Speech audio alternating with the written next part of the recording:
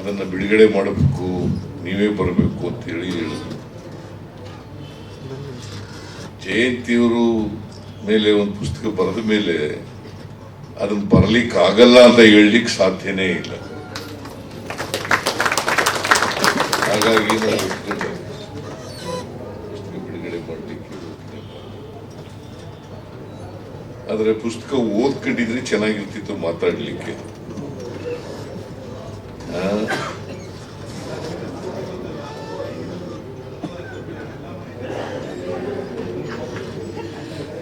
ಈ ಸುಂದರರಾಜು ನಮ್ಮ ಮೈಸೂರು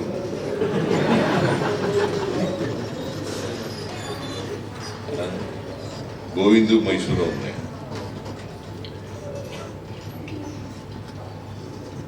ಜಯಂತಿಯವರು ನನಗೆ ಬಹಳ ಆತ್ಮೀಯರು, ಬಹಳ ವರ್ಷಗಳ ಕಾಲ ಒಡನಾಟ ಇದೆ. ಜೊತೆಗೆ ಒಂದೇ ಪಕ್ಷದಲ್ಲಿದ್ದೋ ನಾವು. ಜನತಾದಳ ಹೆಸರಲ್ಲಿ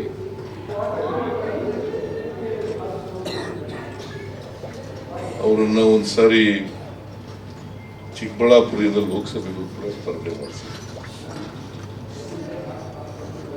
ಸುಮಾರು ವೋಟ್ಗಳನ್ನು ತಗೊಂಡಿದ್ರು.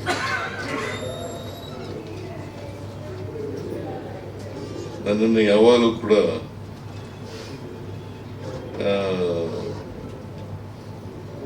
ಹೀರೋ ಹೀರೋ ಅಂತ ಕರೆಯಲು ನನಗೆ.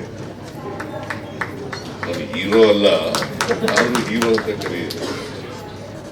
ಜಯಂತಿಯವರ ನನ್ನ ಮೇಲಿದ್ದಂಥ ಪ್ರೀತಿಯಿಂದ ಅಂತರ ಕರೀತಾ ಇದ್ದೆ.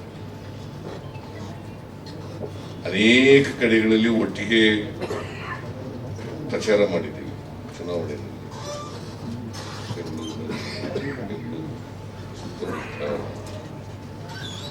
ಚಿಕ್ಕಬಳ್ಳಾಪುರ ಭಾಗದಲ್ಲಿ ಒಟ್ಟಿಗೆ ಕ್ಯಾಂಪೇನ್ ಮಾಡಿದ್ದೀವಿ.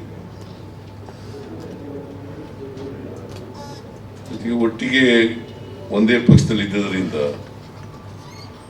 ಒಂದೇ ರಾಜಕೀಯ ಅಭಿಪ್ರಾಯ ಕೂಡ ಇತ್ತು. ಹಾಗಾಗಿ ಅವರು ನನ್ನನ್ನು ಬಹಳ ಅಭಿಮಾನದಿಂದ ಕಾಣ್ತಾ ಇದ್ರು, ಪ್ರೀತಿಯಿಂದ ಕಾಣ್ತಾ ಇದ್ರು. ಎಲ್ಲಕ್ಕಿಂತ ಮುಖ್ಯವಾಗಿ ಜಯಂತಿಯವರಿಗೆ ಮನುಷ್ಯತ್ವ ಇತ್ತು, ಬಹಳ